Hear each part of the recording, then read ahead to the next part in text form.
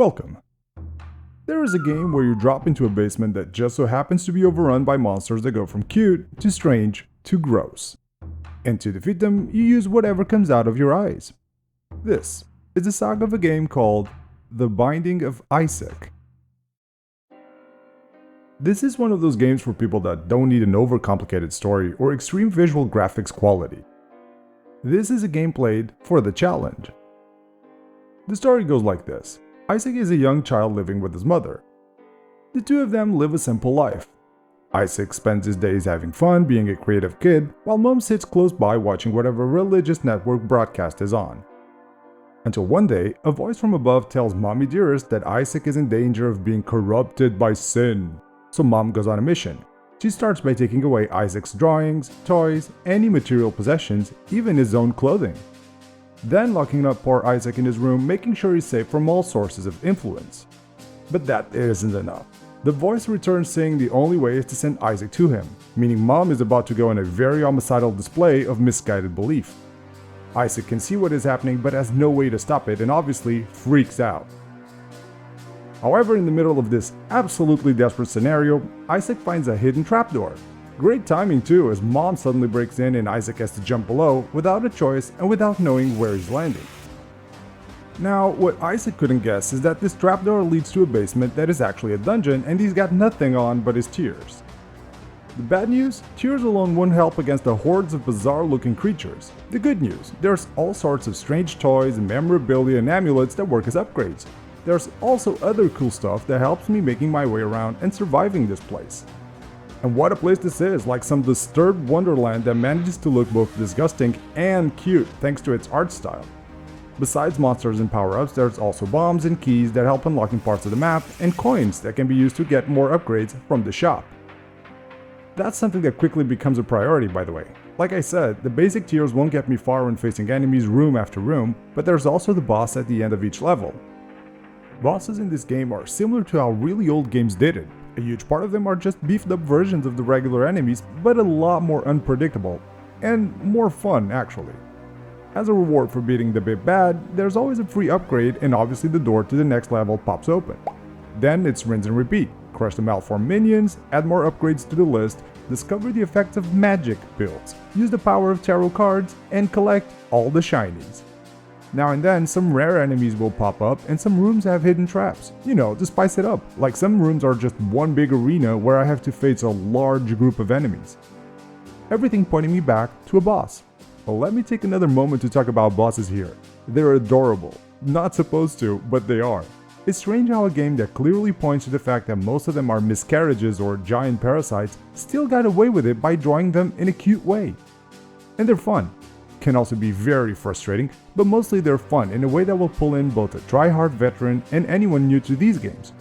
At some point, it's one of them that takes me down and I think to myself, well, that's it, that's how far I got, but that's never the case with this game. It's all about replay value on this one. Playing The Binding of Isaac over and over means dying over and over, but it also means testing my luck each time, as there is no way of knowing what types of enemies or upgrades I'm going to get, and if it will be an easier run or not. Seeing there are hundreds of items to discover in the game, every attempt will be absolutely unique, with some feeling slightly underwhelming and others insanely overpowered.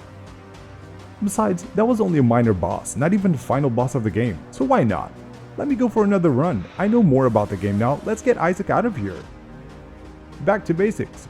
Upgrades are the main priority as they boost my stats from damage to speed to range, so I need to grab as many as I can. That also means I should focus on saving coins for the sheer purpose of buying any available upgrades I come across in the shops, mostly because some upgrades will provide special bonuses instead, like slowing down enemies or damaging them over time, which can be very helpful, especially against enemies that prove to be a bigger challenge, such as the theme bosses, like the 7 Deadly Sins. They're tough, and there's no way to know when they'll show up, but they are bosses all the same, so most of the time facing them means another free upgrade. Another reason to fight these guys is the items that need special conditions to unlock. If I defeat a specific boss or the same boss several times, then new items or new areas will show up. Lastly, there's one other way to get an upgrade: making a deal with the devil. Defeating a boss under certain conditions makes this door pop up. Inside I can trade life for power, though that's not a smart decision most of the times. After a couple of attempts, there's going to be a run that seems to have everything going for me. The upgrades are slightly better, I find enough coins to buy more of them, and the enemies feel a little easier to dodge. The boss I couldn't get past before is tough, but my upgrades carry me all the way to victory. New level, so yet another boss, this one even tougher than the last. But yet again, the upgrades come to my rescue, creating this weird synergy that almost makes me invincible. So just like before, the boss is down. Another free upgrade for Isaac, and I get Little Chubby as a bonus. Nice. Time to jump to a completely new part of the dungeon, getting me closer to the real boss of this game.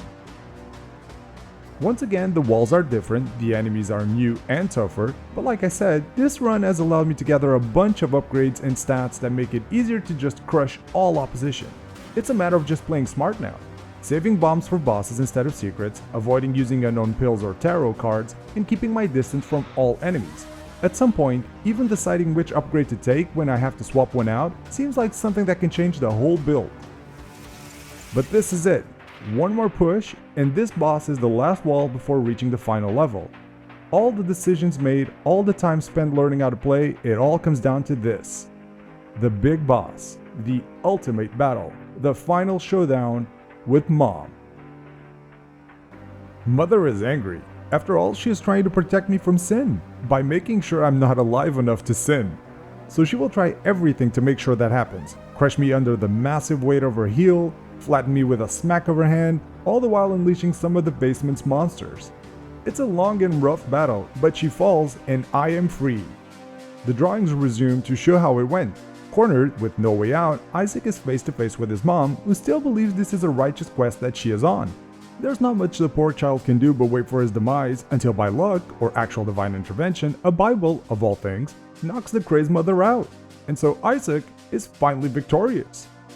Unfortunately, that's only a child's imagination, and the danger is still very much real. And that's that. Fade to black, roll the credits, see the amount of people involved in making this game. Yes, that's how the story of Isaac ends. Not really, because that would suck. After the credits, a long list of unlockables starts dropping, including one for an area called The Womb, meaning there's more to this game than the fight with Isaac's mom. One of the things I kept seeing was challenges, that I'll talk about in a second. But there was also a new set of enemies unlocked and another couple of upgrades. So, a lot more reasons to keep playing and maybe see if I can get Isaac a better ending. The save slot gets updated with a new picture showing I can start a new run, but let me go over the challenges again. In a very simple explanation, these are new runs I can make, but with default conditions to it. Most of them got me a big upgrade from the start, but then either I started with really bad stats or very low health. However, challenges don't allow for new endings, and there's a bunch of them, encouraging the player to play over and over to fill in the blanks on what's going on. Also, the game has additional little dudes to choose from. Isaac's alter egos that can only be unlocked under specific conditions, but have much better initial stats as a reward. And so the cycle begins anew. Time for another jump down into the basement. It might not really be everyone's game because of the whole start, die, try again, but the randomly generated factor is great. There's always new enemies to fight and upgrades that I've never seen before. Not to mention the crazy amount of things that can be unlocked. It's a huge list of new powers, challenges, characters, and endings. And like I said, it's a game that can challenge even hardcore try-hard players, considering the amount of levels keep increasing from run to run. Reaching the new areas means going through the whole thing again, and that obviously means tougher enemies. Yet the biggest achievement for The Binding of Isaac is that it also evolved from being a fun little game to a fun big game, with a ton of new content that was added over the years that can easily take weeks to fully enjoy. Does it have over-the-top graphics? No, but it does have a unique art style. Does it have a deep and emotional story? Well, kinda, but it needs effort to get it. And what it does have is a giant heart as a boss and a giant heart as a game, making it one of the most unique releases over the last decade and one of the most fun. Sometimes.